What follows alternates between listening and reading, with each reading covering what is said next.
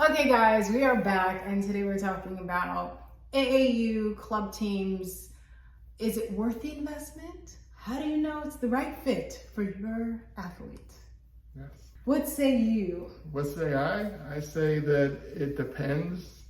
We've had kind of both ends of the spectrum. I think it depends on the program. It depends on the cost. Like we watch these videos that you see on Instagram, where these parents are talking about paying $3,000 for a team.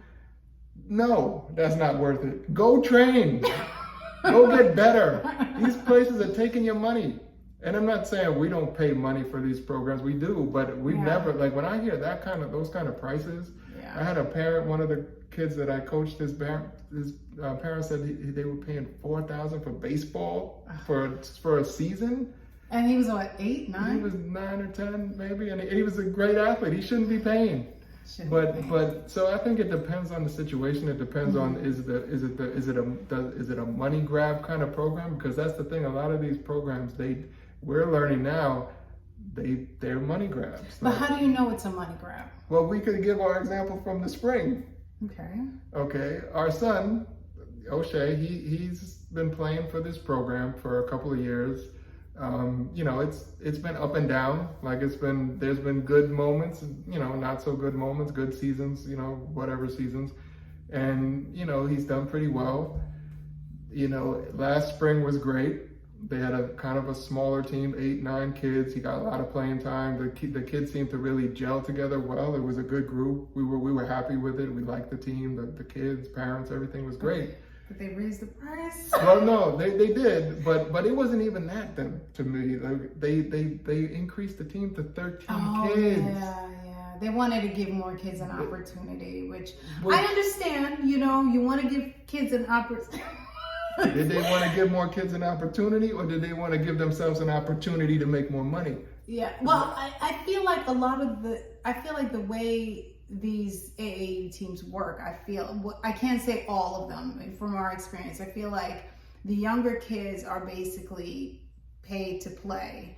And then once you get to a certain level, you have more kids who are not paying. So I almost think we are contributing. For funding the older programs, which are the bigger programs. They're the ones that they get. The elite programs. I think that's yeah. how it works. And I think all that money gets pulled in. So they're probably looking at it from a standpoint of, what we're going to do is we're going to charge this amount. And they also gear it towards ask your profession and all of that. I think there's a thing there. Yeah. But the price was raised.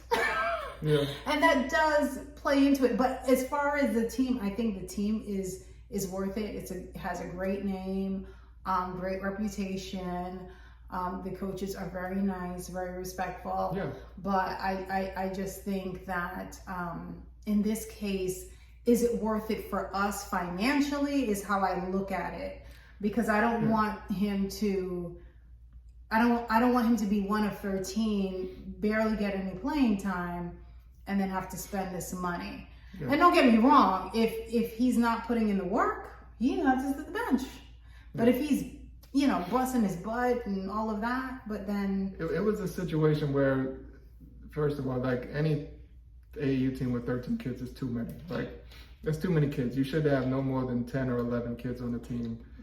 They say that it's not pay to play, but it is pay to play. The coaches, we've never been at a game for one of his teams where a kid did not play. They might have played just a little bit, but they always play. And I think what happened in this season was the coach, and the team was good. Like, there was no kids on the team that couldn't play. So there was a lot of talent on the team. And the coach was trying to figure out, how do I get everybody in there for some time? And when you're a coach and you're dealing with 13 kids, it's hard. Like, so he might go in there, like the first game of the season, he went in there, he probably scored 10 points in like 3 minutes. Yeah. And then he didn't see the floor again for the rest of the game because the coach is trying to fit everybody in. And it was kind of like that the whole season. It was like, okay, is he gonna start today? Is he gonna play more than 10 minutes? Is he, it just wasn't the right fit. Like it just, you know, and it was the like she said, the coach is good. It's a good program. We like the program, but it's just like this was to me. This was a case where it was not worth the money. And that's leads us into the next part of this is that how do you know it's the right fit? And the interesting thing is I really like this organization for him. Yeah. A lot of great players come out of it. They're very well known. They have great connections. But I think after a while, don't get me wrong, we hold him accountable. If O'Shea is not doing what he's supposed to be doing, we are like 100% honest with him. But we also give him like room to breathe at the same time. Well, at least I try. That's like... We're honest, but we try not to be so hardcore, you know. And that's what I think about is that, you know, it may not be the right fit if he's basically sitting on the bench the whole time, knowing that he comes to practice, knowing that he puts in the work, he's training, he's doing all of that. We just want him to be in a place where he's the coaching is such that they believe in him. Like they're like, well, we believe in you. We want you to grow. We want you to play. We want you to be the best you can be. But when you're one of so many, it's hard. And also,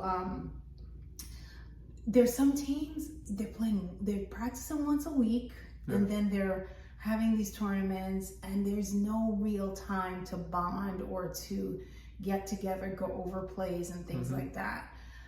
But then, you know, there are other teams, like his other AAU team, it's like that we have a great relationship with the coach. You can call him, he picks up the phone. Oh my God, we'll be talking for like over an hour, and I'm like, what time is it? So sweet, so kind. Is very honest, will tell O'Shea what he holds him accountable, tells him what he needs to do, what he's not doing right, when he needs to improve on. And he's just, you know, he has his back. Yeah. To give you an example, like with that coach, O'Shea makes a mistake, he'll take him out and he'll bring him right over and stand right next to him and he'll explain what he did. He'll go right back in the game. With the other team, he's out there playing like, I hope I don't make a mistake, because once he makes a mistake and he's pulled out, he's not going back in. He's not going back in because the coach is like, all right, he's got this many kids, like he's gonna, you know, if you're gonna make mistakes, you're gonna go on the bench. So he doesn't. There's also that, you know, like comfort, like he knows with you know the first team that he's gonna be allowed to play through his mistakes. Yes, and that's important. It's that's important, key. Playing through your mistakes. And don't get me wrong, I'm not like in any way saying we have a perfect child who does no wrong and plays like Michael Jordan mixed with Kobe Bryant and Steph Curry and them. No, he has a lot of work to do. We hold him accountable. I'm not here to stroke his ego, but I'm not here to tear him apart either. And what we want from coaches is just that honesty. And of course, we don't want to like bash anybody. I mean, every program is different, every coaching style is different. But what we look for him in terms of his energy and how he thrives, is it? Like as a player, is that he needs that attention. He needs somebody to hold him accountable, but then not punish him, you know, for like the rest of the game. And kill his confidence. And then every time he goes out there, he's just worried about making mistakes instead of going out there playing free and loose and confident. That's important. So it's important to know the right fit. And I think to sum it up, you know, you have to compare and contrast. I mean, of course, if you're paying, you know, money is something to consider. Like, how much do you have in your budget? The good thing with a lot of these teams is that they take into account how much you make, or you know, whether you're dealing with any financial struggles. If you have another child who's also in sports, some of them will consider that, and you have to like apply for some kind of aid. So the money is one thing. Also, you know, what kind of tournaments are they playing in? Because that was also a factor for me. Is it just like, are we just playing teams around here, or are we traveling to another state to play teams around here? Which has happened before, yeah. Or, you know, is it like, are they playing kids that just started last year? Or are they playing kids that that have, you know, years of experience that can be very challenging to push them to be better? So those are things that I think about too, like the quality. Yeah, that's another topic too, like the competition. Because we've seen like both sides. This past spring, like we would, you know, his team would play a team that they clearly just started playing or they can't play. They win the game by 50 points. Nobody benefits from that. They don't benefit from that. The team that got beat by 50 points doesn't benefit from that. You know, so there was a lot of that too with the team that has 13 kids where it was very uneven, like a lot of the competition. And then they played some good teams and they lost, and that was fine.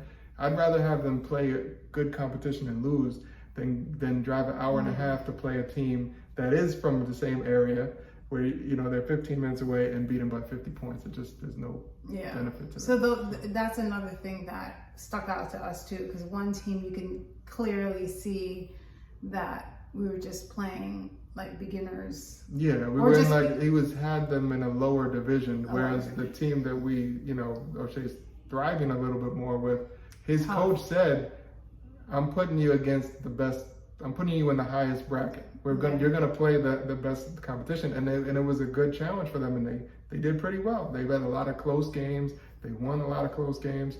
You know, they got beat a couple times pretty bad, but that's how you learn.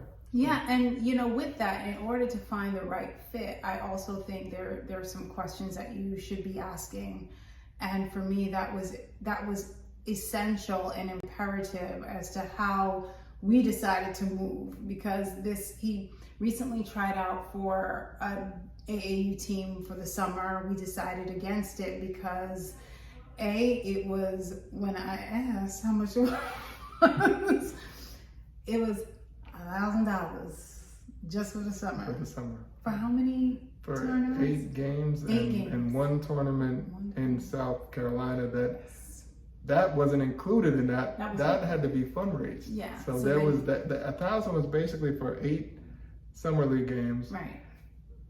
That's a lot. Also, how many practices per week? You have some AAU teams where they're practicing once a week. I don't like that because I feel like it doesn't give you time to build a chemistry. I think 2-3 times a week is good if possible.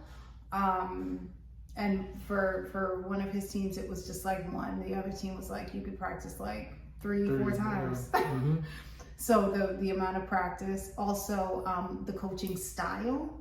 Yes. You know, what are the kind of plays are you doing? The style of play, what your beliefs are in terms of coaching, making the kids better. That was important. Also, what else did I ask?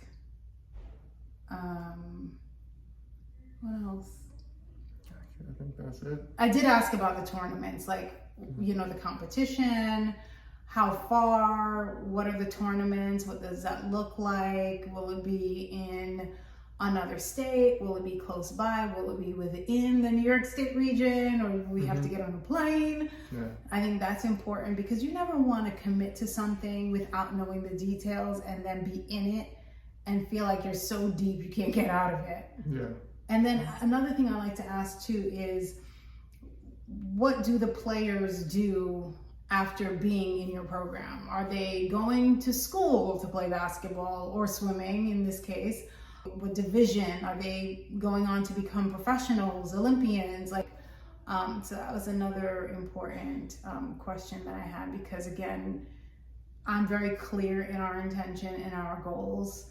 I don't want to waste time. I don't have the time. I don't have the time. So I'm always very clear, like this is what our children, their goals are, fill in the blank. This is what they want.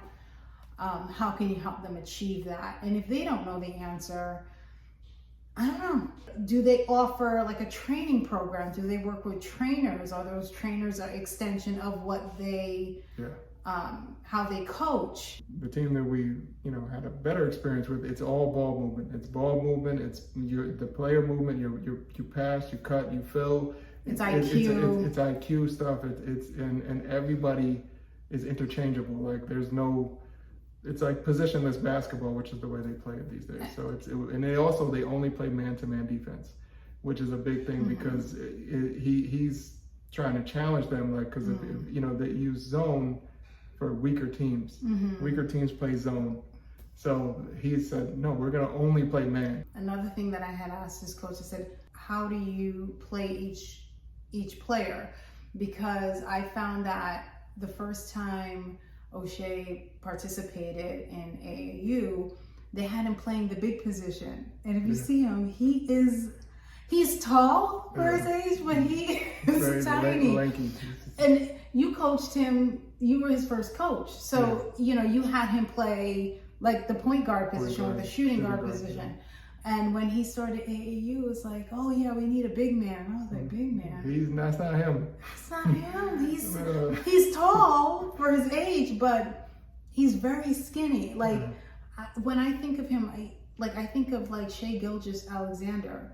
Like Shai he's tall, but he's also very slim. Yeah, so he's not like a big guy. And then one thing I loved about his coach that I love, he's like, I don't know how tall these kids are gonna be. You could be like 6 feet right now, but that's it. Yeah. And then everybody passes you, and then if I have you playing in the big position and you're 6 feet as a sixth grader, great. But then when you get into ninth grade and you become one of the shortest, you lose all of that time not learning to carry the ball of the court, not learning to dribble, not learning to, do all the things a guard would do. That happened to me. I was 6'2". I was the same height I am now in 8th grade, and I did not grow. And then back then, when you're as tall as I was, they just put you in the post and just say, go down there, get rebounds. Don't try to dribble the ball. Don't shoot anything but a layup. Just layups, putbacks.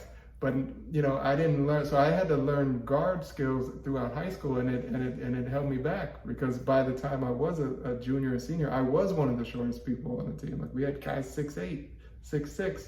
We had big guys. I was probably a guard size for my high school team. Yeah. And I could shoot a little bit by that time, but I couldn't dribble. I didn't have the handle that you need to have.